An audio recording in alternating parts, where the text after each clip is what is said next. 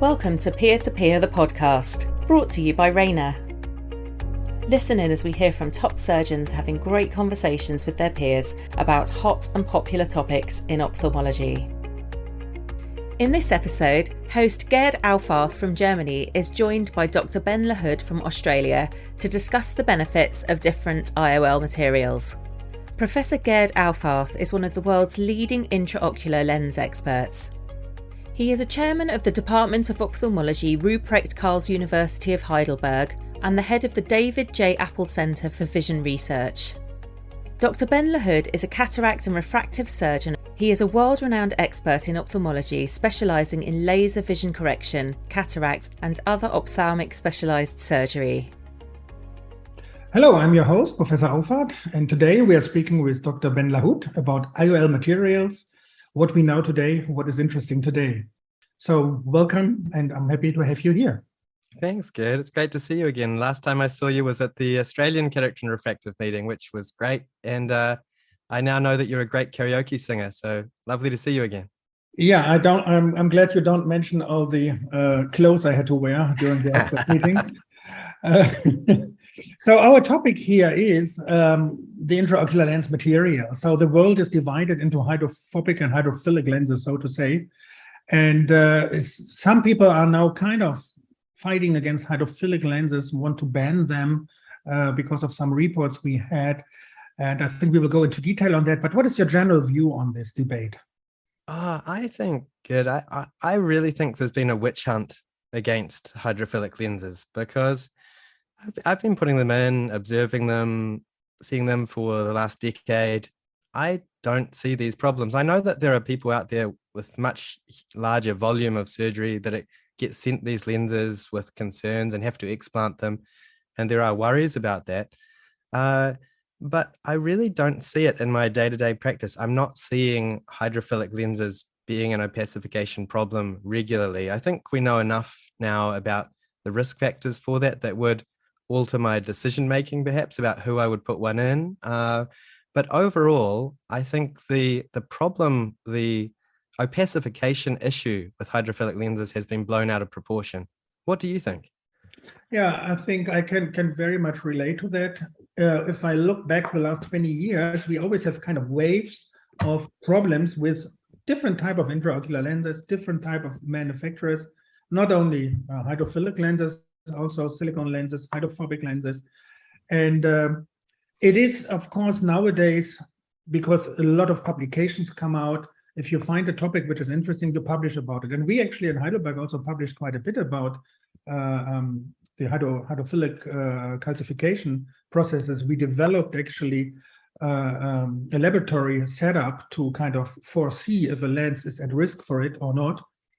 And I think it's completely unfair to say that a whole category of lenses is no good, because we're talking here about an incidence in general of like 0.04 or something percent, which is very low. And this is the reason why you, for example, just said you hardly see that in clinical situation. Yeah, of course, if you only implant one type of lenses, and if you really look into, let's say, a very cheap type of lenses, where you can make also economic benefit from, there is a chance that you sometimes have this problem. Yeah, and I think I really can relate to your view.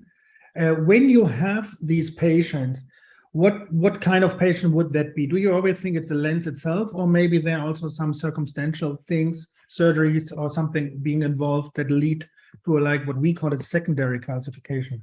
Yeah, absolutely. And, the counter argument to what you said about the very low percentage would be that this is a very common surgery. So even a small percentage is important. But in my opinion, if you can weed out those patients who would be at highest risk, you can really minimize that risk of opacification massively. So the two biggest risks that we know would be intraocular gas, without a doubt. That's the big one. And if anything, it's intraocular gas anteriorly, so post-DSEC or post-DMEC endothelial graft. And so if I did have a patient with a particular likelihood of needing one of these procedures, such as bad Fuchs endothelial dystrophy, a failed penetrating keratoplasty, something like this, obviously that will alter my decision making. The other group that has been shown to be at higher risk of opacification with hydrophilic lenses have been diabetics. Now, people think perhaps that's a breakdown of the blood-brain barrier, entry of different metabolites into the vitreous, but I certainly still use hydrophilic lenses in my diabetic patients because I think that there are often times when that vision quality that they afford is what I want for that patient. I think the risk of them needing a vitrectomy and intraocular gas is still very low. So for me, the decision-making really comes down to whether this patient would likely in the future need an endothelial graft.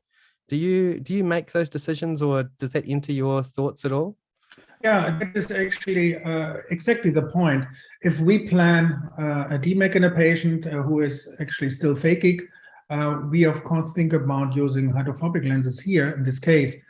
However, if I think about it, in Germany, we do like 10,000 corneal procedures a year, yeah, the whole country, and 1 million IOL implantation. So the likelihood of an average cataract patient to get into that situation is very low. Yeah. And so I would disregard that. And you were just mentioning the diabetes patient. And if you think back in former times, we actually wanted to put hydrophilic, more biocompatibility lenses in these kind of patients who are at higher risk for inflammation, because the uveal tissue is very delicate. And if you place a hydrophilic lens there, you will have much better situation. And this also applies, for example, to supplementary lenses, which are also in a very delicate places. So I think there's a very important role for hydrophilic materials in this case. I don't think that diabetics alter my decision-making at all, because I agree with you. This is someone we want a gentle material that will be very biocompatible, will give the best possible visual outcome, a much bigger issue than this tiny percentage risk of opacification for these patients. So for the average diabetic patient, we see so many of them, that doesn't enter my decision making. Yeah. And the other thing is, I mean, without being really too bad, we have, of course, on the hydrophobic lens scale, also lenses where we can say 100% of these have a certain type of opacification. We're talking about glistenings. It's very much downplayed, but our studies indicated that these glistenings patients have a huge amount of stray light, which the older they get really can be a problem. So here we have more or less 100% of lenses presenting this problem. Luckily, not all of these patients have a huge problem with that in daily life. But on the other hand, we're talking about hydrophilic lenses, which are incidence in the promille range of this. So I think we have to balance out this battle against these two materials also with the side effects of the hydrophobic lenses. Oh, exactly. Yeah. I mean, it's always a balance. Everything in medicine is a balance, and we don't have an absolutely perfect material.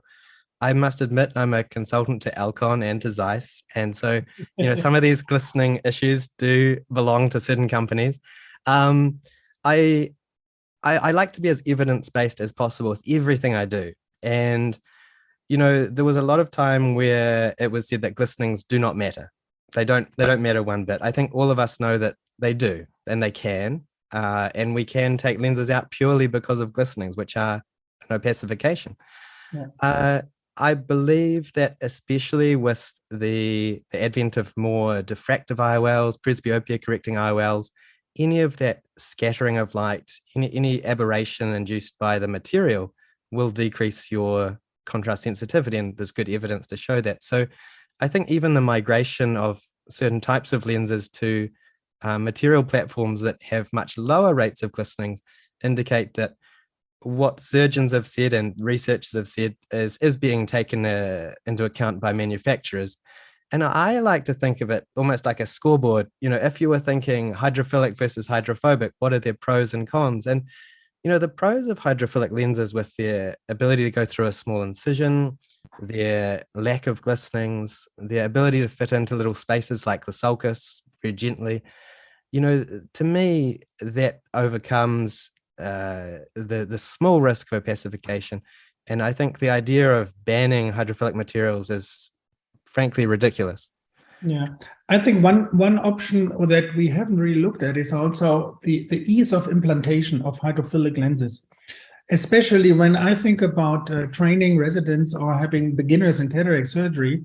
A hydrophilic lens is much more forgiving in terms of implantation, and the trauma, even if they screw up a little bit, the surgeon is still negligible compared to sometimes the hydrophobic lenses, especially if the hydrophobic lenses are very sticky. Sometimes the haptic is kind of damaged or sticks to the optic, and then if a resident is trying to unfold that, get some problems. So for learning cataract surgery, hydrophilic lenses are very, very nicely being applied. I absolutely agree. I think I teach a wound assisted technique because I like I'm obsessed with astigmatism, Gerd. And I think if you can minimize your surgically induced astigmatism, that's one area where you can improve your predictability.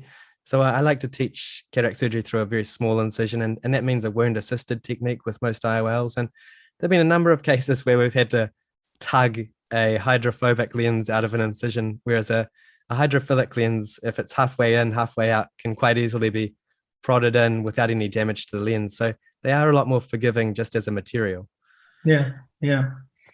I think if we really look at it, there are a lot of pros and cons for both type of lenses, and there's not really any evidence to ban a certain material here. That's really not in the scope.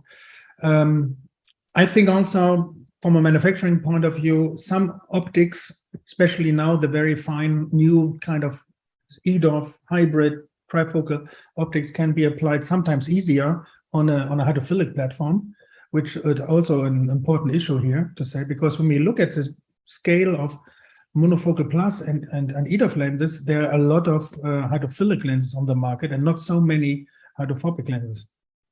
Yeah, I think it's absolutely true. I won't pretend to be an expert in manufacturing of IOLs, but from my point of view, when I think about, I use a lot of presbyopia correcting lenses, just about all of them, everything I implant really. And for me, it's more about the quality of the vision that will give. And I just think that the idea of glistenings along with diffractive technology, or even, aberration involving technology like spherical aberration, it will decrease the quality of the vision. And for me, that's the biggest part that comes to it. I wonder whether that's got more to do with it than the ease of applying these different technologies to hydrophobic versus hydrophilic for manufacturing. But that's something I think you'll know a lot more about than me. Yeah, we have seen a lot of companies coming up with very good optics and having struggled to put this on a hydrophobic platform, or that the hydrophobic platform, I remember from Physiol and the other, was not so successful than the initial hydrophilic ones. So we'll see about that in the future. But I think it's quite interesting that even though you are from down under and I'm from whatever down over, we have a very similar view here on these materials, and I think it pretty much represents what a lot of people think, and that the discussion is kind of artificial in a way. I think so, Gerd. I think that, when I train registrars, and I have quite senior registrars, they're about to come out and work in private, work in public, and be independent. I like to expose them to everything so that they can make their own choices about what they want to use in terms of IOLs. And I like them to use the hydrophilic, the hydrophobic lenses, the different EDOF designs, so that they can make choices. And it's interesting to see what their preference is when they don't have any constraints on potentially referrals, the monetary costs, that sort of thing. And there is they do enjoy using the hydrophilic lenses. They're easy to use and they have good outcomes, good predictability. And some of the concerns that you sometimes see, the opacification, of course, we don't see that particularly. But even concerns such as the capsule contracts, will it warp a thin, more flexible hydrophilic lens? I don't see that. I don't see this warpage that people talk about, or these sort of concerns. So for me, I still feel very comfortable with my trainees using these lenses and me using them in private myself. Yes, I think the factor of capsular contraction and so also stands in relation to the haptic design and how you do that. We do a lot with the Rayner lenses, and the specific haptic design is designed actually to prevent that and to stay in the center and not to rotate. And you can do that with hydrophilic as well as hydrophobic materials. It's depending on how you design the haptic Exactly. the interaction. Exactly. If you had your wish list for an ideal IOL, for me, it would be a haptic that can absorb that contraction in the haptic design. And I think the Rayner design of that haptic is beautiful. It makes sense and it works. So I agree with you. It doesn't have to compromise the optic design at all. Yeah. Okay, I think one topic we may touch is the PCO, because this is, I think, pretty much accepted that hydrophobic lenses have a lower PCO rate. The question, however, is, does it really have an impact in clinical life? Because I cannot really say that I have a lot of patients complaining that they got PCO. On the long run, all lenses get PCO. And with the hydrophilic lenses, if they have a sharp edge, it usually is also delayed for 1-2 years before it becomes significant. So I wouldn't really make a big fuss out of this, but I think it's a fact that hydrophobic lenses have some advantage here. Yeah, I agree. I'm going to be the most honest surgeon in the world here and say that I make money from doing YAG capsulotomies. So, I'm not particularly fussed if patients come back with PCO. That's absolutely, fine. But obviously, I want them to have a good experience. I don't want them to develop PCO overall. And to a degree, I'm just joking. But I don't particularly polish my anterior capsule. I think there are benefits in leaving that. So I don't do anything particular to prevent PCO different to the average surgeon. And I've been using hydrophilic lenses for, the last decade. I probably do see a slightly higher rate of PCO compared to my hydrophobic lenses, but it's not something where I'm having an absolute waterfall of patients coming in needing YAG capsulotomies purely because they have a hydrophilic lens. I think part of it is that a lot of the hydrophilic designs I use are presbyopia correcting. And so I do have a lower threshold for doing the YAG capsulotomy because I think even a small amount of capsule opacity does affect them to a greater degree. But I certainly am not bothered by the difference, and neither are my patients. Yeah, I know surgeons that do on a very frequent base already after 3 to 6 months the YAG laser capsulotomy, just in order to keep the visual axis free so that the presbyopia correcting IOLs never get to the point where they have some issues with opacification, which is a view you can have. Yeah, I don't have that view personally, mainly because I think there's the odd patient where 3 months isn't long enough to know whether they like the lens. And one of the operations I hate the most, Gerd, is an IOL exchange. And the one thing that makes it harder by an order of magnitude is having an open capsule posteriorly. So I'm still quite tentative with doing an early capsulotomy. I still only do them when they're needed. Yeah. Okay. So I think we talked really in depth about the pros and cons here already in a very short amount of time, but I think we more or less touched all the critical topics here. And as I said, I think we have a balanced opinion here about the advantages and disadvantages of hydrophilic as well as hydrophobic lenses. Interestingly, a lot of companies offer both of it. Yeah, if we just, for example, talk about Rayner, also has a hydrophobic material which is glistening free and very good. So these companies are really working on constantly on improving the materials. Even those who have some issues with hydrophilic lenses also change their stuff. So I think there's a lot of research going on, and on the long run, I think the purity of all the material will improve with in a lot of companies. Yeah, I think it's good for these companies. I mean, I think that some people might view having the combination of materials saying, well, you've got a foot in either camp, make your choice. But for me, I think I love it. So a company like Rayner that does offer that difference, if I want to put a hydrophilic lens in the sulcus, more than happy to, absolutely fine. If I want to put one in the bag, I can. But if I do have that patient with Fuchs who I think, right, your likelihood of opacification is very slightly higher than the average patient, I can still use their technology, but use a hydrophobic lens. So I respect these companies like Rayner that do produce both. I think it's probably very expensive for them, but it's very good for us as surgeons. Great. So thank you very much. I think that was a very great peer-to-peer conversation here. And I'm looking forward to meeting you again on some of the meetings. And thank you very much. Thank you for having me. It's been a pleasure.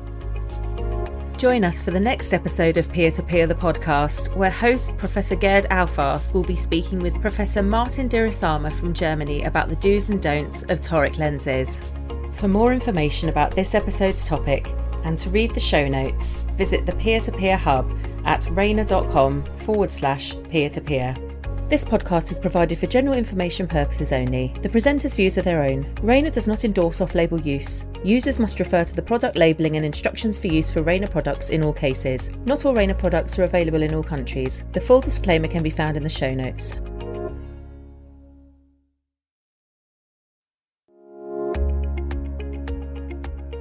Welcome to Peer